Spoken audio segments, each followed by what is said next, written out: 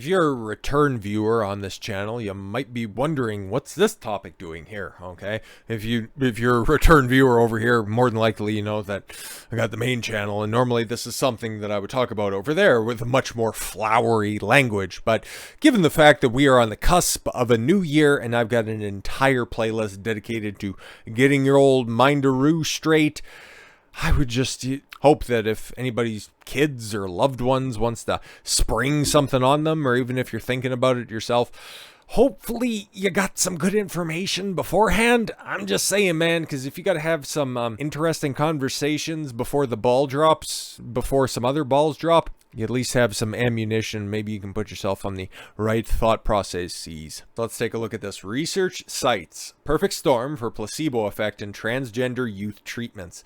Yeah, this is some pretty gnarly stuff, if we're going to be completely honest about this, okay? It's just mostly a self-fulfilling, self-affirming, if we can go ahead and co-opt that term that they've taken for a moment, okay? The reason that we're seeing so many kids pop out on the spectrum, not, like the Rubik's Cube solving spectrum, but on the gender spectrum, is that they feel special, that they're affirmed by everybody around them in the public school system that, oh my God, you're special, oh, you get special treatment that's out there. At the cost of what? Bodily autonomy later in life, that you constantly end up being a slave to big pharma and their whims. That's something else, and nobody really wants to talk about the fact that this is some costly stuff, because off rip, you got the surgery, and then you got all the hormones. Like, you are becoming a 5-digit per month beneficiary of big pharma. For what reason? Because you were indoctrinated with bad, malevolent ideas from people that don't have your best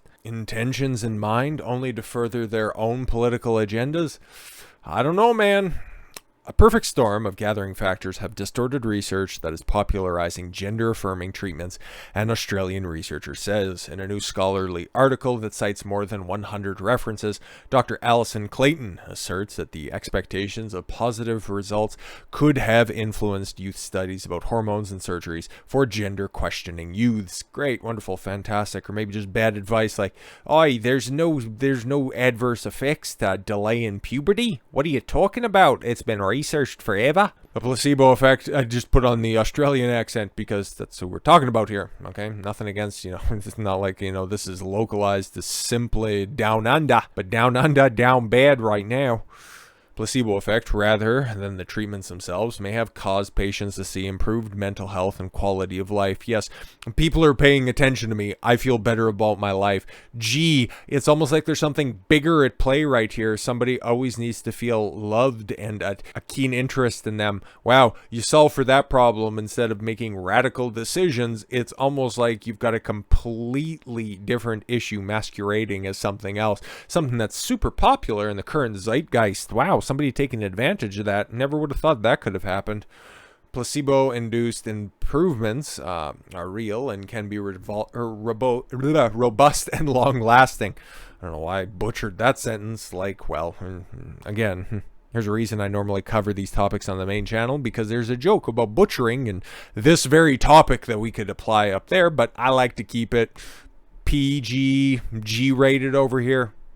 For no real discernible reason. I just like to do it every once in a while. Clayton, a practicing psychiatrist, wrote, okay, she thinks a combination of unusual factors created a perfect storm environment that may have nurtured the placebo effect in gender medicine research. And she warns failing to isolate the placebo effect can render medicine a little different from pseudoscience and the quackery that dominated medicine of past times. Nah, just get some leeches on it. That'll fix it. While the placebo effect is widely discussed in some areas of medicine and on this channel, old video from earlier this year, I think, such as the use of antidepressants, which I talked about that on the main channel. 85% of the time they have absolutely zero benefits above a placebo. Wow, imagine that. It appears to be not considered at all in the realm of gender-affirming treatment, Clayton wrote. Clayton's article adds to a mounting pile of concerns about the way doctors have treated transgender minors across the globe in recent years. Okay, that shouldn't even be a statement that needs to be written, because transgender minors, man, you need to deal with the world the way that it is instead of the way that you want it to be. But you know what? All this gender-affirming care for kids should not be a reality. There's no other better way to put that, okay? Leave the kids alone. Can we agree on that? No? Ideologues, you want to continue to push your own nonsense? All right, then. Peers in the society, oh God, I don't want to show that because that's just so disturbing. Makes me sad on so many levels.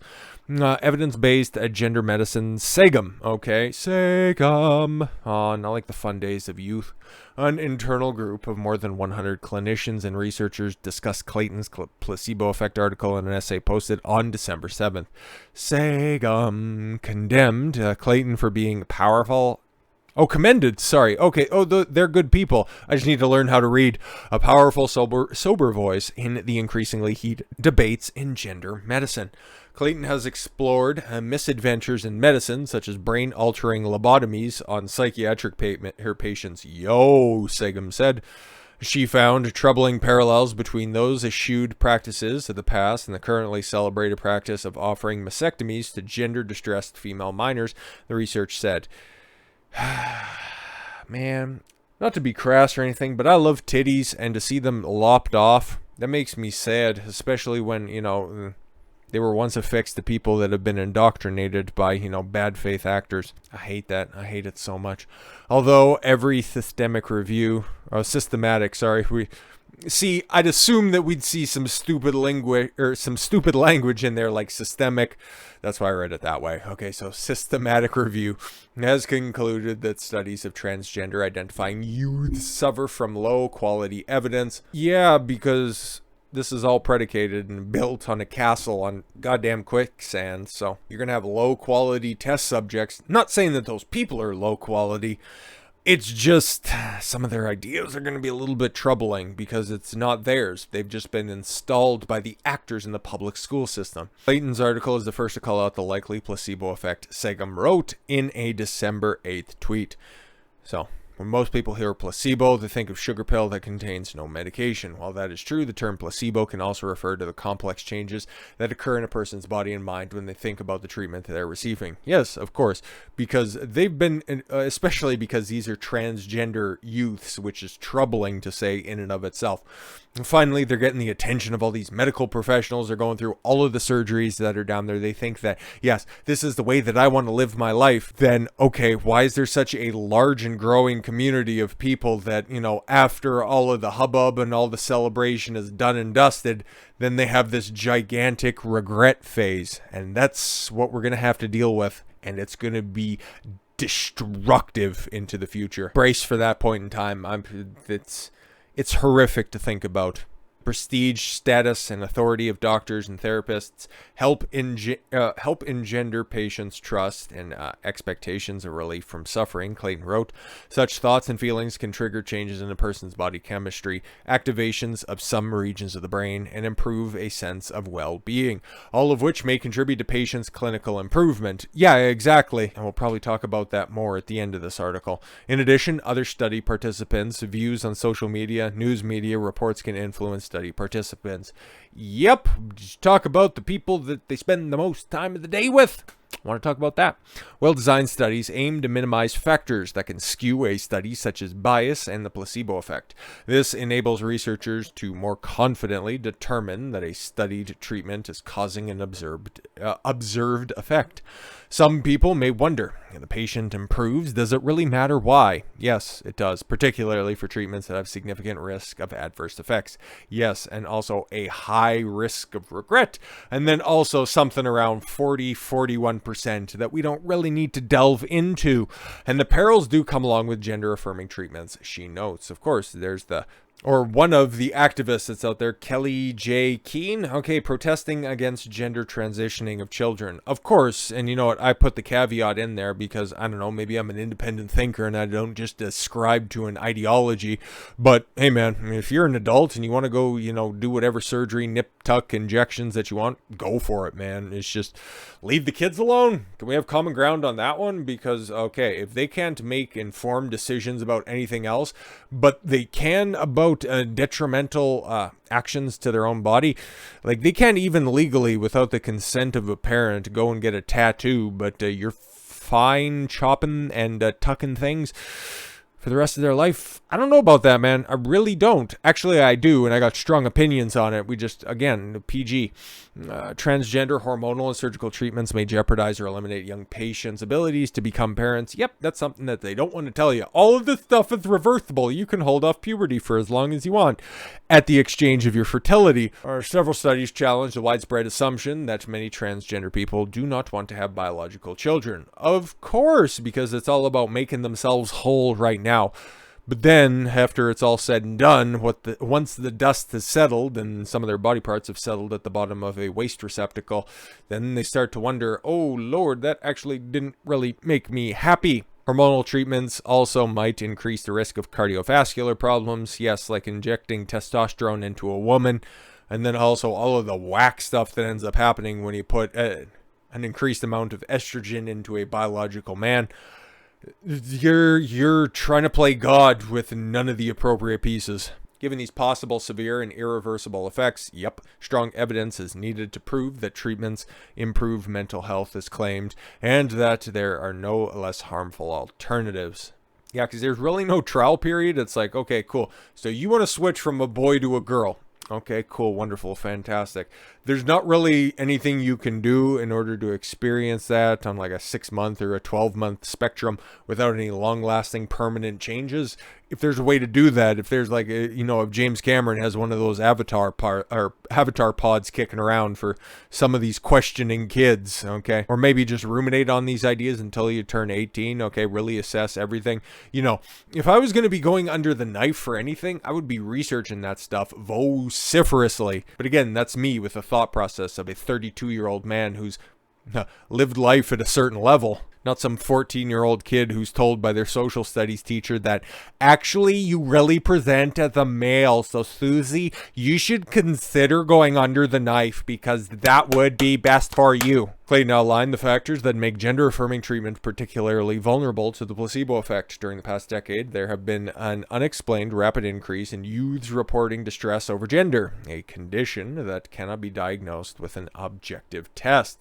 Yeah, exactly. And there's very little objective reasoning applied to any of this stuff. At the same time, the previous common practice of providing psychosocial care only to those under 18 to 21 years old has largely been replaced by gender-affirming treatment approach. Yeah, it went from a questioning approach to, do you really want to do that? And then running down a checklist of stuff to, oh, you want to do that? Here's all of the stuff that you can do, instead of, giving a balanced take to this stuff. It's just all about affirmation because nobody's ever really wrong.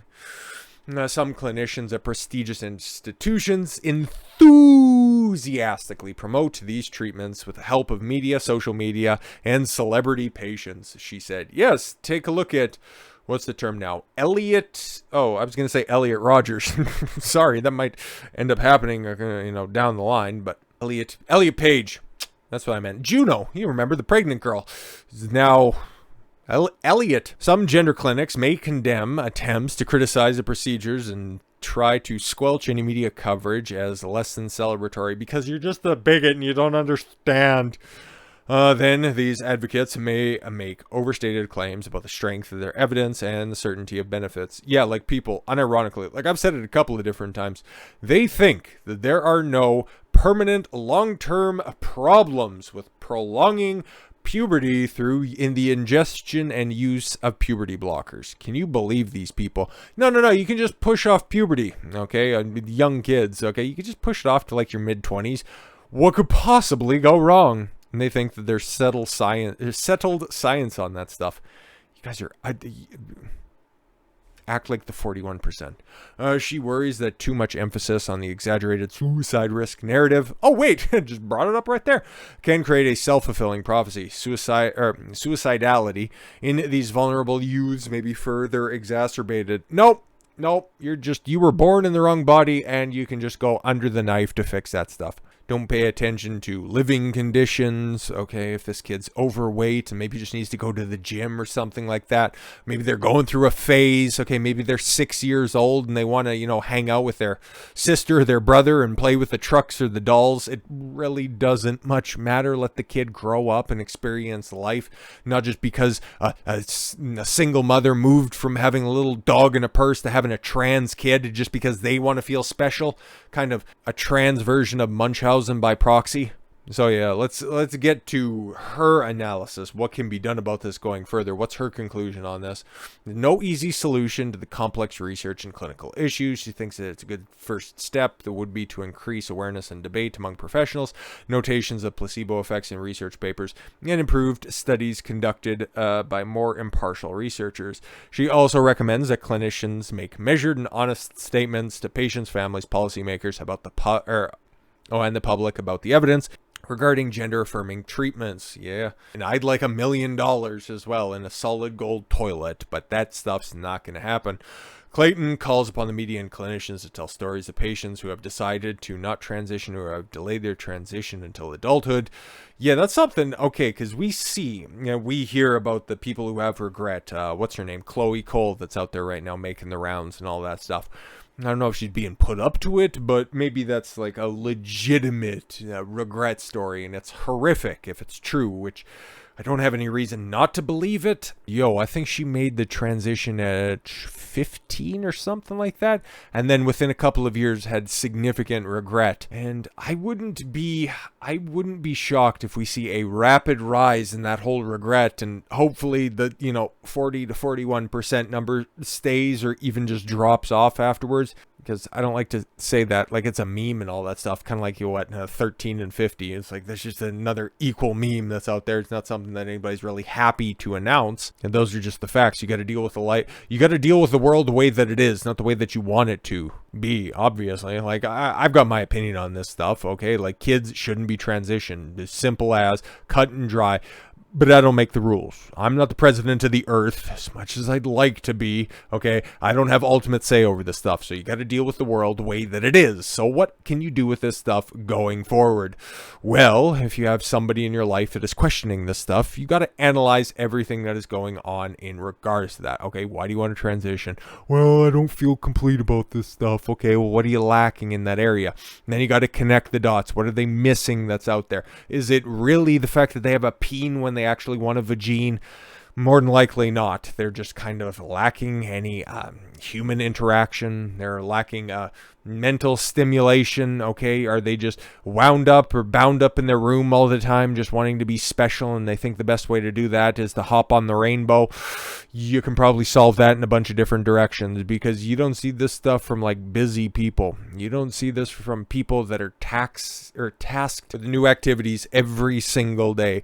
Idle hands are the devil's playground, and it's just as bad when it's here. Okay, and this is, I'm not going to be out here thumping my Bible, but this is one of the most satanic practices that's out there, just to turn a phrase. But short of stopping all of this stuff for kids, and if there's ever legislation put forward because of that, I think maybe a couple of states are toying around with the idea into the new year, but I'd have to do much more research on that stuff going forward, and that'll be on the main channel for sure. But if you're having thoughts like this, where it's going to be, long-lasting changes, and I know nobody under the age of 18 watches this channel, okay?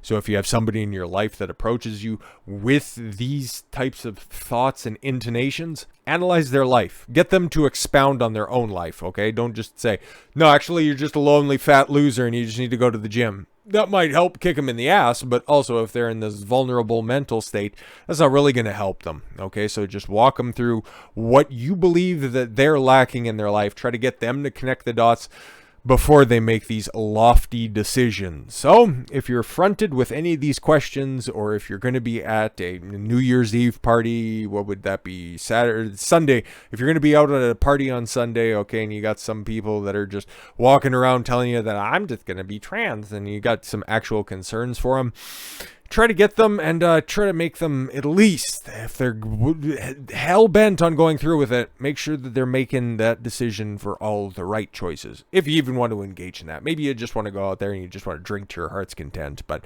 cut it with some pomegranate juice. We talked about that stuff earlier in the week. So if you are one of the people that are likely to go out there and celebrate, go at it, go have fun. I might make it to midnight before I fall asleep, but normally I like to go to bed at around 10 or 11 o'clock, so I might just wake up in the morning and it's like, oh, it's New Year's. That's great. Well, back to the grind, I guess. So with all that said, enjoy your celebrations if you do. We'll be seeing you in 2023. That sounds so weird to say, but it's finally here, guys. We are done with 2022, and what a great year it was over on this channel just recently with that clotting video that I did from a couple of months ago, really taking off, being even across, like the other channel as well, just being one of the best performing videos that I had absolutely zero hopes for, and all of the new subscribers that came across this channel because of that video. I'd be more than happy to welcome you to the rest of the channel. I'm just incredibly shocked and always surprised to see how many different views that gets every single day whenever I check in. Thank you for coming by. Thank you for taking a shot on this little channel, a secondary channel from a small channel that just covers the news, and then especially for all of the niche stuff that I talk about over here. I'm glad you guys stopped by, gave me a piece of your day, and to bigger and better things in 2023, I do suppose. So with all that said, thank you all very much for the gift of your time. I'm going to Don Consuelo. I want you to follow your gut and get after it. Take care, everyone.